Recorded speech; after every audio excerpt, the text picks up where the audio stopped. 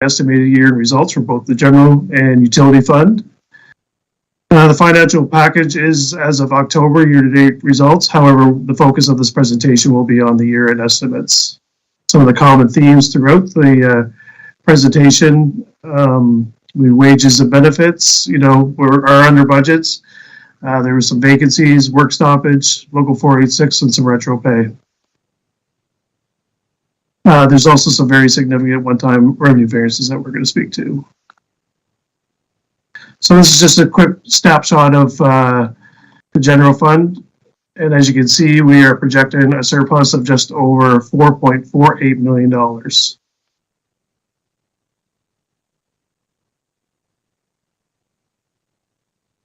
As you can see from this slide, revenues are the largest reason for the estimated surplus, with a positive variance of just over $4.9 million for the year. So here's a breakdown of some of the variances. We have several non-recurring revenues, starting with interest, which is expected to be about $3.45 million higher than budgeted, and this is really due to the abnormal high interest rates that we're all feeling these days. Building permit revenues are actually about $500,000 above budget. There is $1.1 million in revenue the city received as part of the affordable housing initiatives.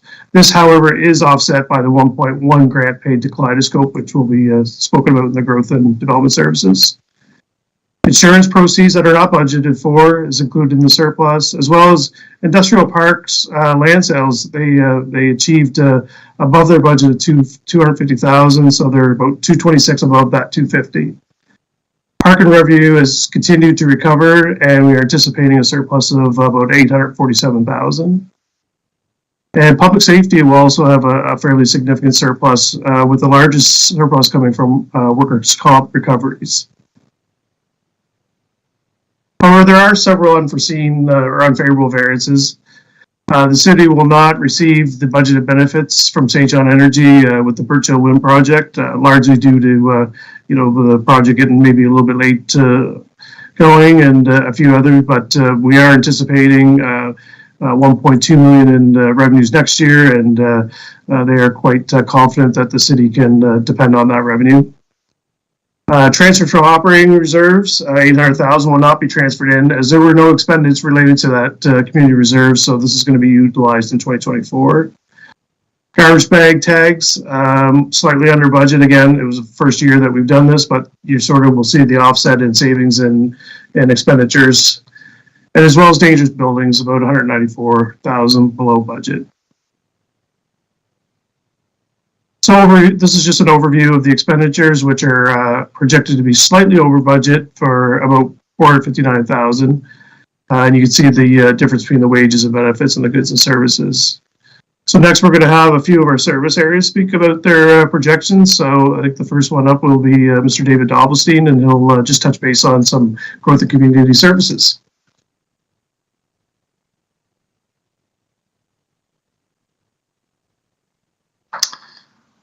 Thank you, Mr. Levine. Do you have the slide up? I do, David. Thanks. For whatever reason, it hasn't switched to me, but okay. I can give you the update. Good evening, Finance Committee. Growth and Community Services is approximately within a variance of a half a percentage point by our year-end forecast. We're under budget by $96,000 right now. We're seeing a slight overage on goods and services. Those are related to two primary facets, which Mr. Levine both touched on: affordable housing. So we're seeing higher expenses related to affordable housing. Working with Kaleidoscope, we've forwarded the money for the project, for the Bear Green project, as well as their affordable housing grant program grant, which was approved by council. But that again is fully offset by revenue. And then the other one, which was mentioned as well, is the Community Services Reserve, which we haven't touched yet in 2023, but there's already been allocations that have already been made by Common Council, which you're going to see start to be spent in 2024. The most recent one, which would have went to council last week, was for a new bylaw enforcement officer. A few other variances that are having a bit of an impact on the budget. Our dangerous and vacant buildings program, you'll notice, is in a sense underspent, significantly so, but I would also say this is a really good news story. When we dug into this, there's been around 14 demolitions this year but we've been able to achieve 90% compliance of owner demolition. So the owners themselves have demoed the buildings instead of the city having to pay to do it. So that's a good news story. It speaks to how effective our enforcement team is in managing those relationships. Obviously, it's still in the budget next year in case we have uncompliant building owners, but that's a good news story despite what you're seeing in the spreadsheet. In Market Square, there's some expenses there that are trending higher than budgeted. And then for community development and other bylaws, those are strictly just related to salary adjustments. There's just staff assigned to certain salary lines that we're just moving to different ones that better coincide with what they actually do for the city. So that explains those variances, and happy to take any questions at the end of the presentation as well. Thank you, Mr. Dobbelstein.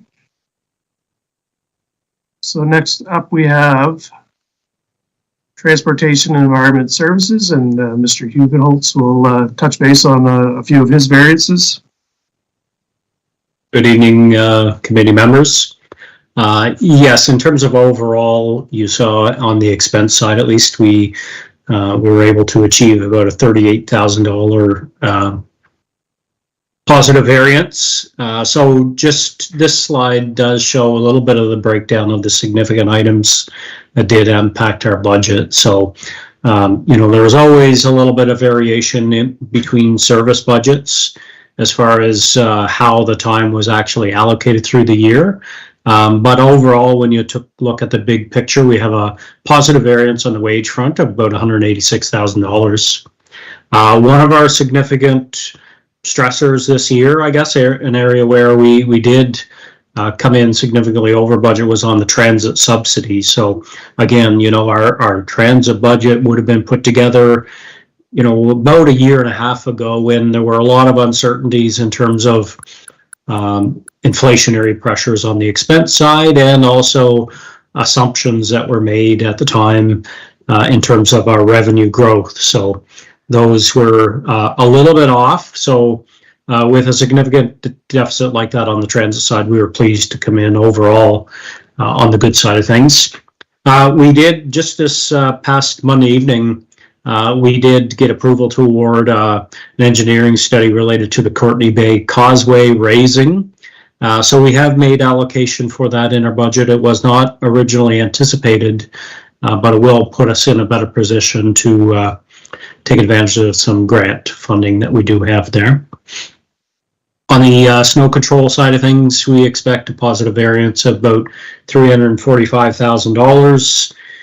You would have heard Director O'Reilly speak to the winter management plan just a few short weeks ago, and he did mention that basically the last winter was quite an easy one for us in terms of the number of storms and the storm severity. So that did have a positive impact on our expenses, mainly with a lower need for vehicle rentals.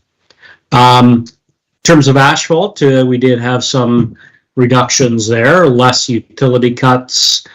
We did really no overlay this year, so the end result was spending less money on asphalt. And finally, on the tipping fees front, again, our WasteWise program continues to deliver solid financial results. Director Levine would have made allusion to the decrease in expected revenue on the bag tag front. But, whatever we don't make on that side, there are savings on the tipping fee side. So I'm pleased to say that, again, throughout the course of the year, we've had strong compliance, a lot of waste diversion. So that's impacting our budget in a positive way. That's it for me. Perfect. Thank you, Mr. Hugenholtz. And next we have Chief Kevin Clifford to talk about St. John Fire and EMO services. Good evening, members of the committee. The St. John Fire and EMO services will have a combined surplus in the vicinity of $400,000. Much of the surplus is based on savings derived from salaries and benefits. We had a vacant position, we'll hold in a position as a result of the fire service review. We've had a few positions that that were funded through other programs. The LTD program, people when they're put on LTD, we're not responsible for the salary. The LTD program covers that. Of course, we then, by virtue of experience, pay a higher premium in the LTD. And the same thing with workers' comp. So we had some offsets there. So our salaries and benefits are a significant surplus of $682,000. Goods and services, as you can see, some challenges with respect to inflationary pressures. Bunker gear that used to be $2,000 is now $3,500 a set, $4,000 a set. The insurance costs, basically on fleet, insurance costs on our buildings are up by $18,000. We did front some of the money with respect to Building Safer Communities Fund, which will come back to the City of St. John, but it's on our budget at, I think, around $40,000. And safety supplies have been increased. The bunker gear, as I've already said, has been increased. One of the things we did do with respect to the budget for 2024 is we did recognize that we needed to move some of these numbers that haven't been moved in a long time. And I'm open to any questions that the committee may have. Perfect. Thank you, Chief. We'll address any questions at the end of the presentation. Perfect. And next up, we have our Utilities and Infrastructure Services, and we have Mr. Ian Fogan here to speak about year-end projections for that service area. Thank you, Mr. Levine, and good afternoon, committee. On ours, we're just dealing with a little small positive variance, I guess a surplus, looking at for the year end of 71,000, just over 71,000. Most of that comes from a positive variance in our wages. We did have some turnover. There are also some additional expenditures that are eating away some of those savings. We did have about $55,000 in pedway maintenance, and this is mostly related to increased security. There also was some additional maintenance performed in relation to some of the conferences that came to town, so we did some sprucing up, but there was about 40,000 of that as just an additional security for Market Square and the pedway. Also, you'll see here the engineering piece for 190,000. There's some offsetting revenue in this. This was grants received from Federation of Canadian Municipalities and also from the Environmental Trust Fund on a couple of projects like district energy and asset management. And so the expenditures show up here, but also we have the offsetting revenue from those grants we received. Thank you, Mr. Levine. That's all. Thank you, Mr. Fogan. Next up, we have Strategic Services, and I'm going to speak to that service area. So we are anticipating a surplus of just over 780,000. You can see that that's fairly evenly split between wages and benefits and goods and services.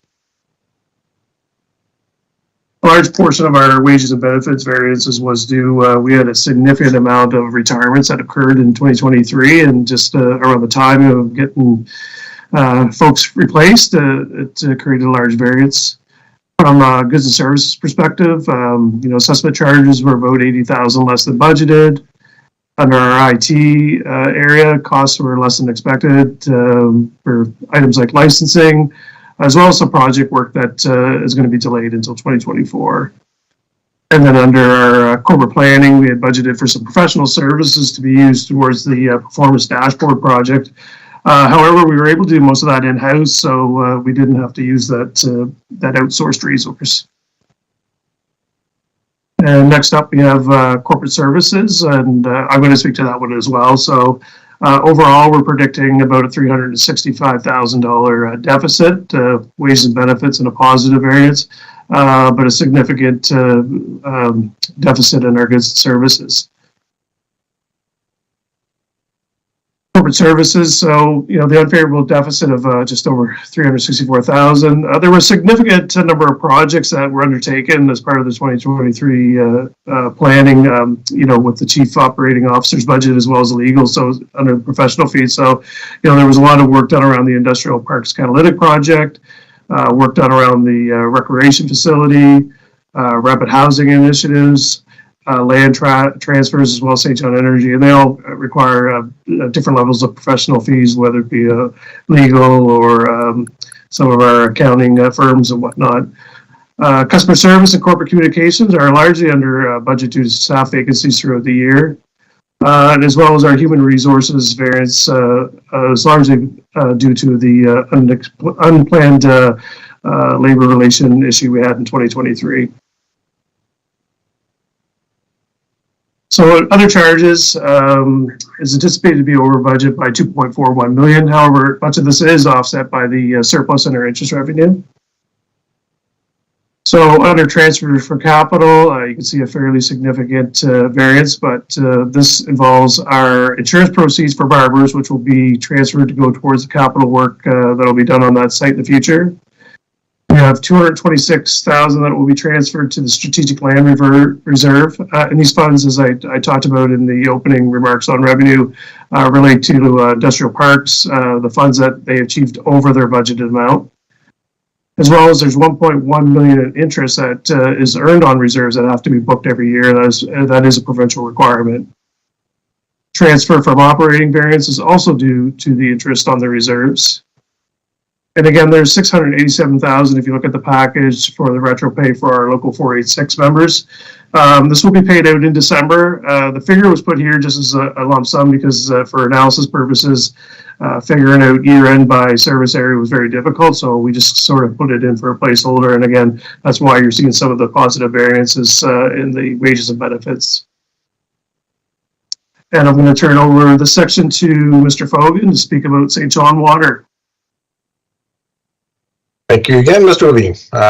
Back here, overall, you can see from this picture, we are projecting about a $1.4 million surplus within the water utility. And we'll break it down here by revenue and expenditures. For revenue, it's about 1.8 million. And specifically, we're looking at some positive additional revenue from meter revenue.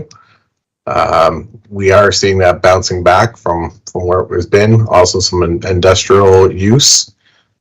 Those, of course, are offset by some additional costs, but the largest part of the significant increase in revenue is from interest revenue, which Ms. Levine can probably explain a little bit more. But you're seeing that in the general fund as well. But all that is good news for us. but it's a one-time revenue, which we need to deal with on a one-time basis. And also, there's a transfer from operating as a negative variance on the revenue side. On the expenditure side, overall, we're just about $500,000 over our expenditures, like I said, which are offset by the $1.8 million in additional revenue. When you break down the expenditures, we're a good portion of that, almost over 800,000, is from additional goods and services. Meanwhile, the wages and benefits are under budget, I guess, by 328, or a positive variance. So in year end, we're for our projections on our expenditures, almost, as I said, almost 500,000. We're under budget due to various vacancies, and we do have some additional expenditures relating to some of our additional work and also some of the different supplies.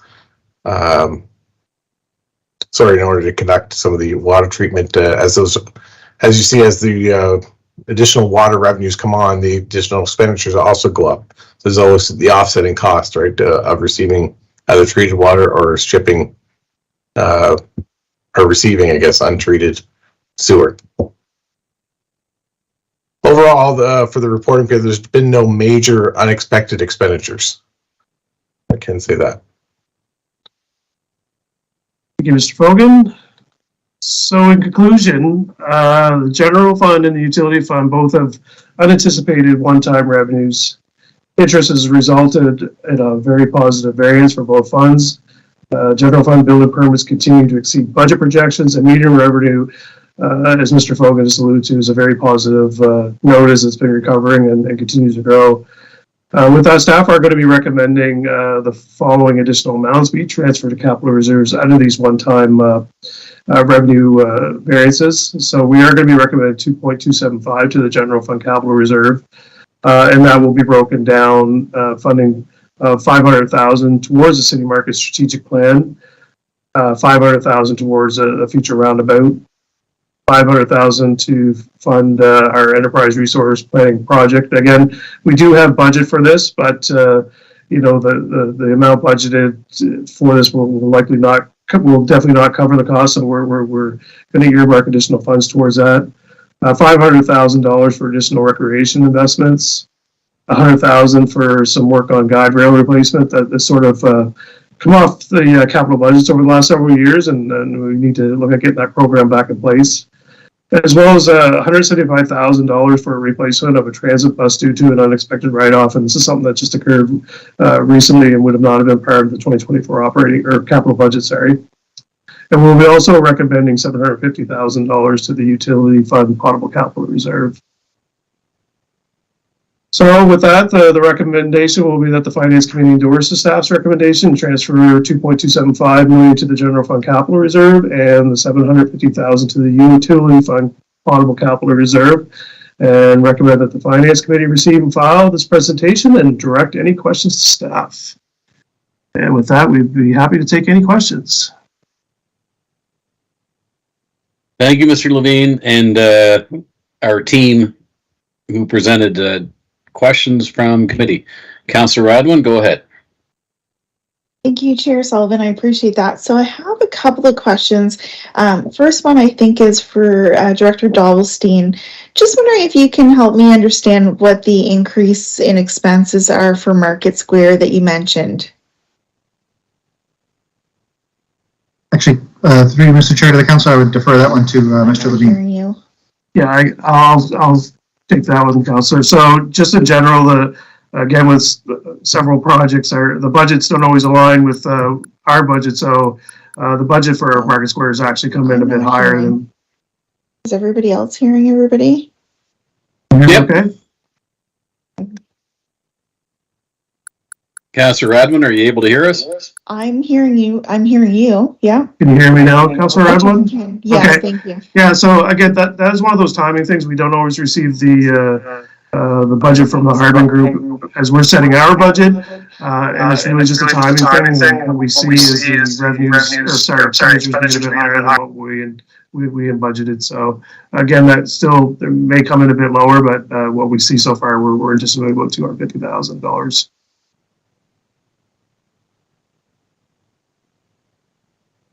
Councillor Radwin, you're muted.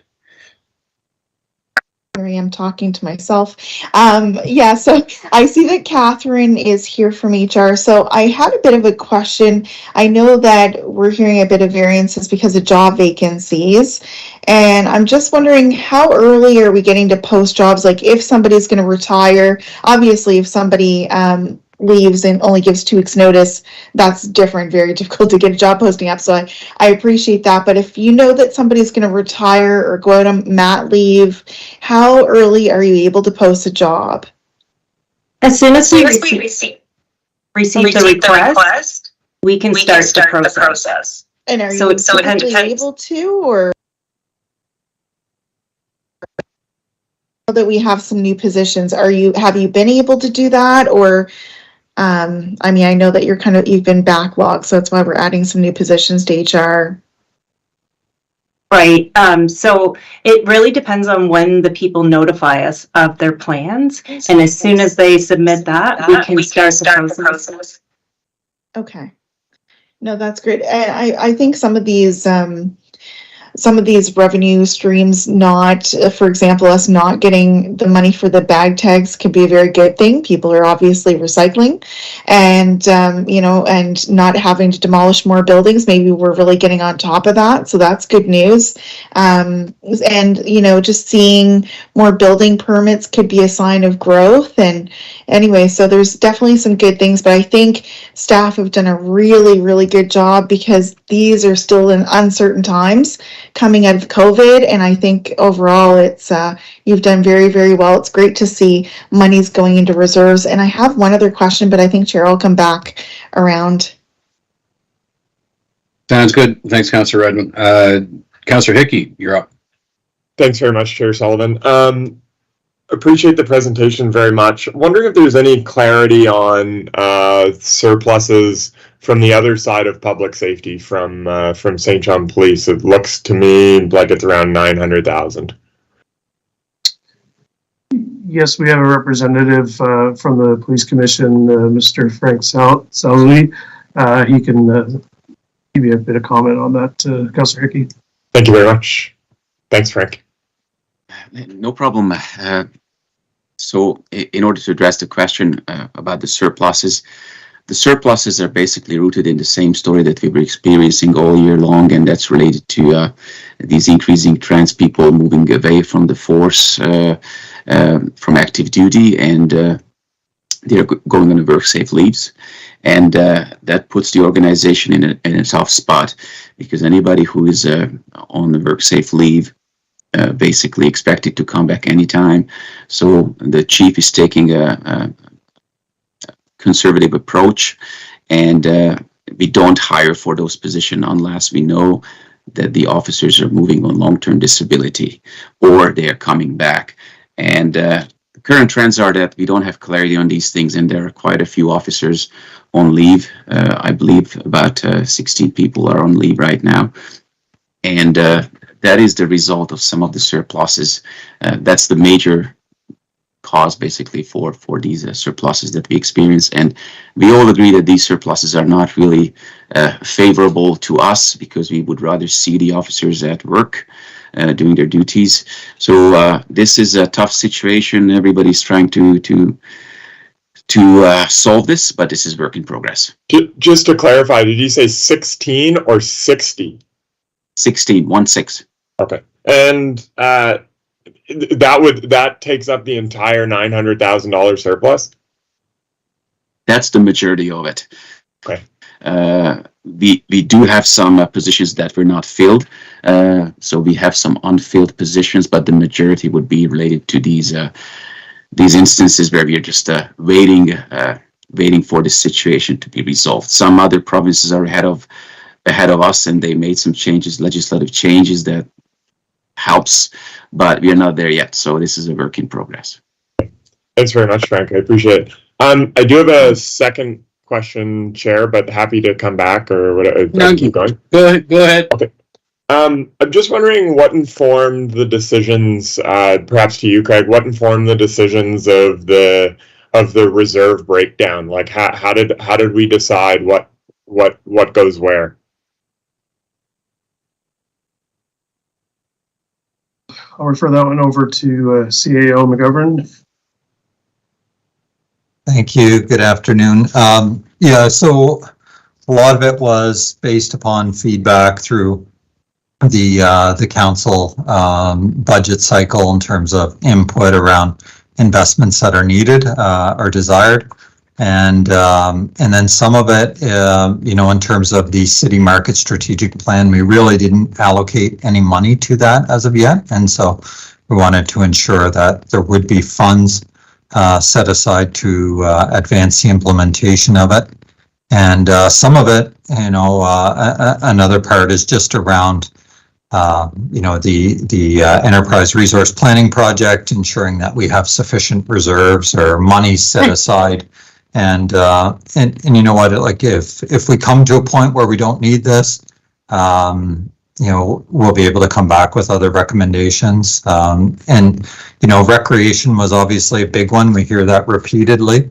And while we did come with recommendations earlier this year for significant investments and improvements on basketball courts and tennis courts and steps and baseball fields, all those sorts of things, we're working through the inventory of projects, and we don't have assurances yet that there'll be sufficient funds to complete that. And we heard loud and clear from Finance Committee that was an important one to advance. So we want to ensure we have sufficient money there as well. That pretty much covers it. Sure. I guess I just say to that, CAO, a core part of our budget presentation moving into 2024 has been the inclusion of our housing strategy moving forward. I worry that without specific funding guided to that in our 2024 budget, and not necessarily full commitment on funding of that project, recognizing its priority, if some of this reserve should be directed that way, if not all of it. Yeah, so just in terms of, and maybe, Craig or our CFO can speak to it, but in terms of our operating reserves are at capacity. So the ability to actually place additional monies in, for example, a growth-related reserve for housing, we don't have the ability to do that because our reserves are capped. So and we do have a fair amount of money still in reserves within those that can be used for housing and supporting housing in 2024. And of course, we have application in that we're awaiting word on as it relates to the Housing Accelerator Fund.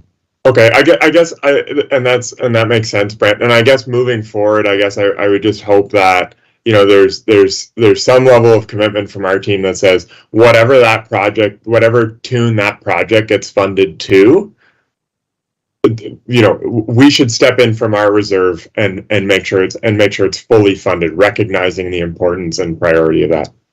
So I'll leave it there. Thank you. Thanks, Councillor. CFO Fudge, did you have something to add to that? Yeah, I'll just pile on. I think this committee very well knows that when it comes to decisions, whether it's budget recommendations, reserve recommendations, it's always in accordance with our various plans, our strategic plans. And so, you'll see a few items on here like recreation investment. Well, that's going to be in accordance with our asset management plan. There's recreational assets that are completely end of life.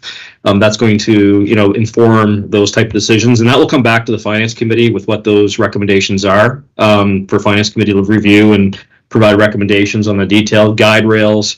That's asset management. The ERP project, that is a strategic project of council. When it comes to affordable housing, again, we are making sure that we are resourcing the plan. There is an affordable housing action plan. And we have, I think I mentioned at council the other night, we do have a $270,000 reserve that's dedicated to affordable housing that's not fully been used. We also have a $585,000 community services reserve that's eligible to be used for affordable housing, and we're seeking, obviously, application through other federal programs. So we certainly would be back with further recommendations if we thought we were able to achieve any of the objectives that are in the Affordable Housing Action Plan for consideration. Thanks, CFO Fudge. Moving on, Councillor Norton, you're up next. Thank you, Mr. Chairman. I was just wondering if the chief or possibly the CFO could speak to how the 2024 WorkSafe assessment rates, those being lowered, factor into the budget, and also more specifically, just a little bit of information from the chief's perspective. I know that one of the things that we were watching is that the Firefighters Compensation Act, the Disability Fund, went from, I think, around $350, $360 down to $220 per firefighter. Just wondering how that factors into what where we're going next year. I'll take a crack at the first one, and then I'll maybe turn it over to the chief for the second. Obviously, it's a positive when we have fringe benefit costs that are reduced. So we have, fringe benefits are approximately 25.5% of our wages and benefit costs. So when we do have a reduction in rates on whether it's any benefit, CPP, EI, workers' compensation, anything that the city pays into, when those rates go down, it has a positive impact to the budget. So and sometimes that corresponds with other areas that are increasing at the same time, but they certainly benefit the city when those rates go down. And maybe over to Chief for the second part of the question. Sure. The rate for the firefighter compensation piece, we get that actual rate, or we actually pay that rate early in the year. So we paid for 2023, we paid actually a reduced amount from what we projected. And so basically for the remainder of the year, and even at the statements we would have provided today, that reduction, the fact that it might have been, I don't know, 85,000 end up being 72,000. That's reflected in the analysis we provided today. We did get the rate for 2024, which indeed was less. So when we shaped the 2024 budget, we included the rate that we've been provided that is going to be less for 2024. Thank you. No, thank you, gentlemen. I guess just for the public's benefit, they're favorable rates from at least my perspective, and I'm sure yours as an employer, because those reduced rates, as the CFO has said, we can recycle those back into enhanced services as it relates to some of those offset premium costs that we were paying. I know with the firefighters Compensation Act one, like that was quite a reduction per FTE for your unit, chief, and I know the rate decrease that we have here puts us pretty competitive near the top as it relates to our neck of the woods in Atlantic Canada. So I think that's something to celebrate, and you're seeing that as it relates to that concluding slide in the presentation today, in terms of some of the things that we're able to do that perhaps we weren't able to do as a result of that contribution. And if I can add, Mr. Chair, just a look very quickly, we are paying a whole lot of attention to what we call firefighter hygiene, which is the practices of cleaning our bunker gear and the gear that we wear. I mean, we've had 3 fires this week, and after the end of each of those fires, the firefighters would have stripped their gear down and basically put it through a cleansing cycle, which we never done before. And so, again, we're gonna hopefully we'll experience continued reduction in those rates, because what those rates mean to us is that there are really impacts, real human impacts. So as long as the rates go down, it means that we're making a difference in people's lives. Well, Chief, I'm so happy you said that, because for those listening, the fact that our rates are coming down is a reflection on your good practices as it relates to health and safety and some of the preventative things that you're doing to decrease the claims that are going forward. So those types of initiatives that you're doing after these last 3 incidents, hopefully we'll see those will reveal even more rate reduction. So hats off to you and your team, and I think it's a bit of a good news story in terms of some of the things that we're paying out. So thank you all for your time. Thank you. Thanks, Councillor Norton. Councillor Radwin? Thank you, Chair. So I just wanted to make a quick comment about Councillor Hickey's comments about housing, and then I do have a question about reserves and how they can be used. So first of all, when it comes to housing, I think that we need to be a little bit careful, because this has not been something that's been the municipal envelope over the years. And although we've seen some direction on tax reform, we certainly haven't seen a whole lot. So part of the challenge is yes, we're definitely feeling the pressures because we're in a housing crisis. But if this is going to be downloaded more onto the municipality from the province, then I'd like to see more money to go along with it. And the other conversation that I think needs to be had, if we're taking on a lot of it, is that, we have senior managers, including CAO. How much are we going to download onto them? Maybe we need to be having more discussion about their salary and responsibilities too. But I did want to ask about the reserves as well. So Pro Kids, for example, I'm not sure how things are going to come in as far as how many requests that we're going to have. And I know that we did have a strike going on for a couple of months with staff members that would have been looking after Pro Kids. So I'm just wondering, if we do get a lot of requests coming in for Pro Kids, is there a way for us to do like some sort of a one-time top-up grant, if you want to call it that, out of our reserves? Because I'll be honest, I've gotten some of the data back, and it looks like I've got about roughly 41% of the applications are coming through my ward. And because Ward 4 does not have a priority neighborhood, there's a lot of funds that are not going into Ward 4, and I'm very concerned that our kids are not going to be able to get this lift up in the community to help them with their leadership and different skills. So is there a way for us to dip into reserves as a top of like a one-time? I know it's something that couldn't be operational as a regular fund, but and the other part is maybe we're not getting as many donations right now because people are having hard times. Certainly a conversation that we have had, you know, for the public's benefit, counselors were all sent an individual email from the chair of Pro Kids expressing concerns. Yeah, I'm just wondering what about the policy? Like, is it within our policy? Just one moment, Counselor, if I could finish here. And I think there is certainly some conversation that needs to happen with regards to questions. Perhaps if you could mute, I'm not sure. What we're there. See if the echo. I was just getting an echo. Thank you.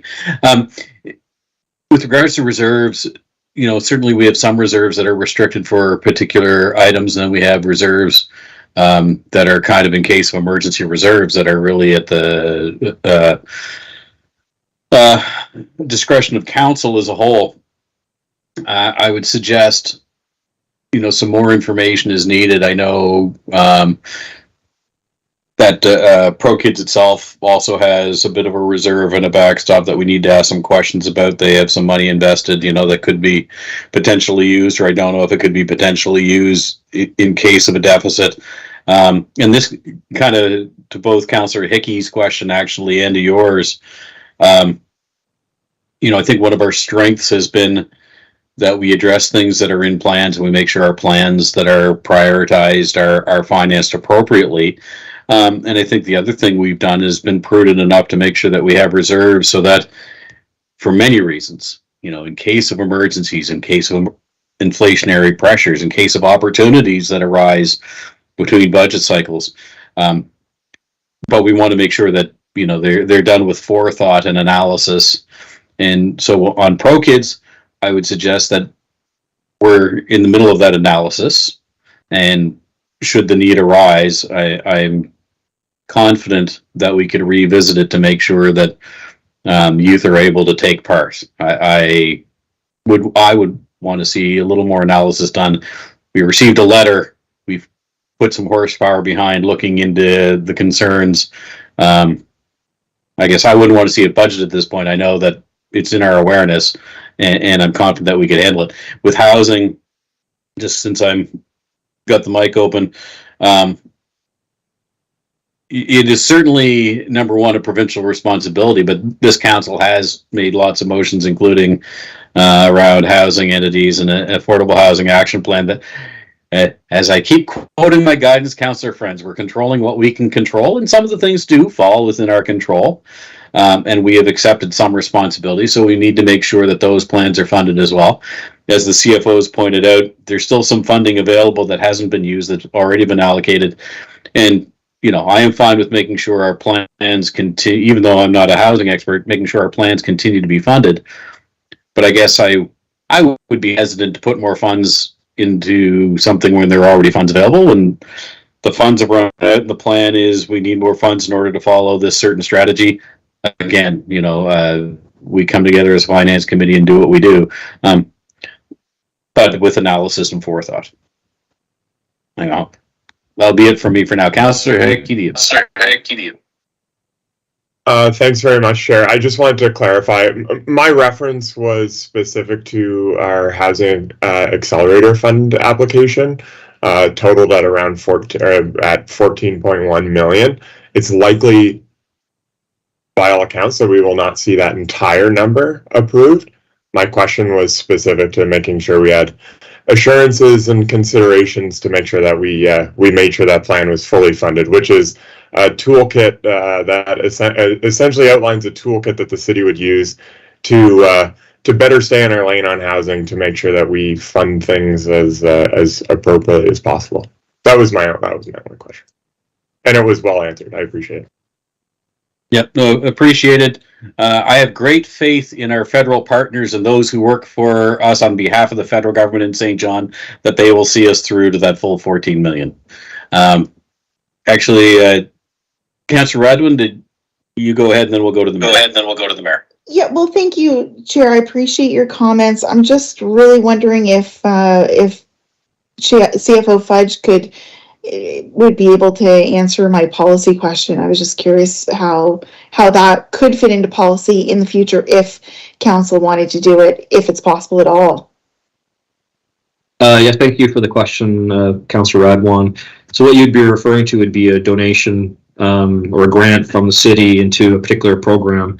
It would be very similar to what I guess council had approved for St. John Theatre Company when there was a request for a grant. It did come out of the operating reserve. That would require obviously a resolution of council, an agreement to do so. But I will point you to, I know you don't have the policy in front of you, but policy section 3.1, which discusses permitted uses of reserves. It says 3.1.4 is the relevant clause, and it says one-time operating expenses which are greater than $100,000. So if it's under $100,000, it would have to just be something that's budgeted within the city's budget or discussed within city operational budgets and wouldn't be a reserve item. Reserves would be anything over $100,000. Thank you. Thank you. Your worship. Thank you, Chair Sullivan. I'd like to move the motion for starters. And I just wanted to reiterate, thank you.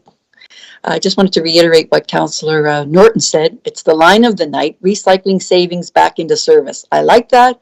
And I think, we always forget to say that. We had, with the budget on Monday night, we've got our savings that, with holding the line on water, et cetera, lots of things. So it is always recycling our monies that we save back into services. And that's important for our citizens as well. So just wanted to reiterate that and thank Councillor Norton for that line. I do like it. Thank you. Thanks, Your Worship. So that was moved by Her Worship and seconded by Councillor Radwan. Yeah, for my 2 cents on it, thank you to all the staff who presented a bit of a reflection of our budget monitoring policy, that we have all of you here. But I keep saying, budgets and financial reports might be owned by the finance crew, but are certainly shared throughout the organization. So I appreciate your time being here with Finance Committee. And just a reminder, a surplus at the end of the year, most of this due to the interest is one-time money. So we need to be aware of what we do with it. What would we do if we didn't assign it? If we didn't assign it, then all of that $4.6-ish million would carry over for 2 years and would be the first line item on the 2025 budget. So we haven't allocated all of it because we also have a catalytic project, and so it's not listed here, but just a reminder, we're looking at allocating 2.275, so about $2.5 million will be there to start off the 2025 budget, which is a good thing because that covers the majority of the $3 million we put away every year for the comprehensive recreational facility. So that's an important piece that's kind of not written here, but so that $3 million won't be as much of a pressure 2 years down the road, and we're still saving in advance for that major catalytic project. I just keep saying we got to keep working the plan. So the city market strategic plan, are to debate focusing on our city market and making sure it remains viable and an important part of the city of St. John. I'm all about the roundabout, so I feel like I should start singing a song about monorails or something with the roundabouts, but the roundabout, sure. We've talked about enterprise resource planning project here in finance, very important. Recreation, guide rails, just something that disappeared a couple of years ago in maintenance when we do need to bring that back. So, and certainly transit. I think these items, we could certainly look at the continued list. I have great trust in our staff. They are fantastic. And this is where that long-term capital plan will come in when we get it. There are always going to be other items. But one thing that I have learned in my whatever years here is we have a great staff. And when we have a need, they will find a way to help us meet that need. So when we only get 13.8 million instead of 14 for the housing program, I'm sure staff will find a way to help us out. Whether it be Pro Kids or other ABCs that we work with that we're close to, if there is an issue, staff has always helped come back with a solution that makes sense. So good that we bring it forward so it's in their minds. I think what we've got in front of us is very prudent and will continue to move the city forward. And then lastly, before I stop talking and I take the vote on the recommendation, thank you so much to the service areas. Because the serviced areas are managing their service area, we have some money to advance more city priorities. So thanks for the work you are all doing and all that finance stuff when you want to be doing operational stuff. It's very much appreciated. So with all of that, are there any other questions or comments on the motion? I'll call the question. All those in favor of the recommendation signify by saying aye or raising your hand. Aye. Contrary minded. Thank you, Councillor Norton. Carried. So that closes off item 6.1. Item 6.2, operating and capital reserves. Thank you, Chair. I'm just going to share the appendix. Much of the detail on this, on the reserves is included in your report, but I'm going to give a very quick high-level overview of kind of the ins and outs of these reserves, and if there's any questions, certainly we'll answer them. So I guess we'll start with the Appendix A, the general fund operating reserves, which also the second line is includes the growth reserves.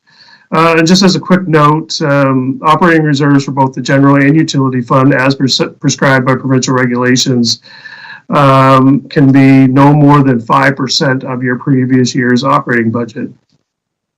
So for the growth reserve, we had a transfer in of 422,000 and change, which relates to development incentives and urban development incentives to fund future commitments. And these amounts were included in the 2023 operating budget. The transfers out of 161,000 relate to a combination of funding for the St. John Local Immigration Program, rapid housing initiatives, Succeed and Stay, and agreement with the Sea Dogs. And again, these were all previously approved by Common Council. Next section we'll get into is our capital reserves, which also includes our fleet and IT reserves. And the ins for the fleet and IT reserves are part of our annual operating budget, and the transfers out you see are part of our annual capital program. In the capital reserves, you'll see a transfer in of just over $7.23 million. And a quick breakdown of that is in our 2023 operating budget, we included a transfer into our capital reserve of $3.771 million. $3 million of that, which is earmarked, as Chair Sullivan just spoke about, is earmarked towards the multipurpose recreation facility. So bringing that balance for that project at the end of this year to $6 million. And again, we have another $3 million going in for 2024 operating budget. There's another 135,000 in the 2023 operating budget that was to be transferred into our operating reserves. However, it's being recommended that be transferred into the capital reserve to ensure that we stay within our provincial limits. There's 450,000 being transferred to fund the engineering work on the Courtney Bay Causeway that was approved on Monday night, as Mr. Hugenholtz referred to earlier, along with 200,000 for the North End neighborhood plan. And again, both of these are in the operating budget, however, due to various reasons, will not be undertaken until 2024. There's also a transfer of just over 172,000, which is the net proceeds from the General Barber store that will go towards funding that future project. Along with revenue, as I stated earlier, from the industrial parks that exceeded their 2023 budget estimate, and that amount is 226,000.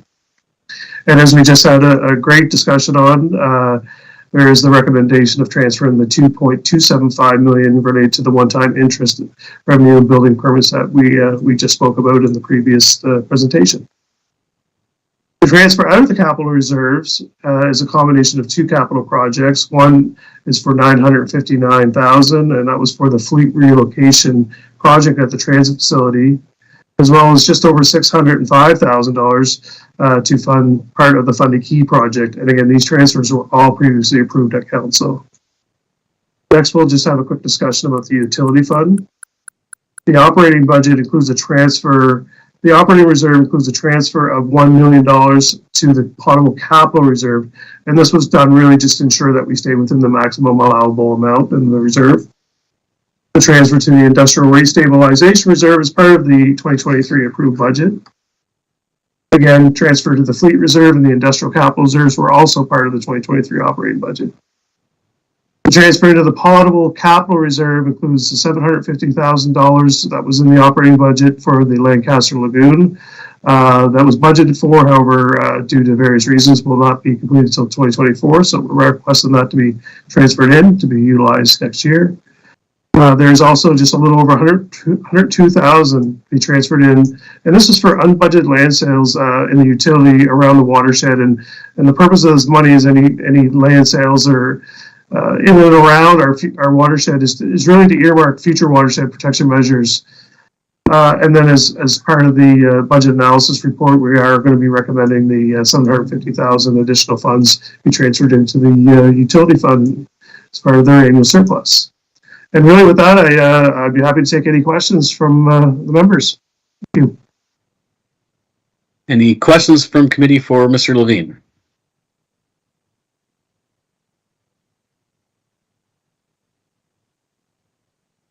Seeing none, the only thing I don't see in this, Mr. Levine, is the recommended motion. Just recommend and to forward a copy to council because they'll need to do the formal resolution there. So receive and file and forward to common council for approval. Thank you very much. Moved by Councillor Hickey, seconded by Your Worship. On the motion, signify by raising your hand or saying aye. All in favor? Contrary minded? Carried. Thanks so much. That ends our business for today. So I'll entertain a motion to adjourn. Thanks, Councillor Hickey, Your Worship. Good job, staff. Thank you. Thank you to the extended staff for being here and certainly committee for your work. With all of that, we are adjourned.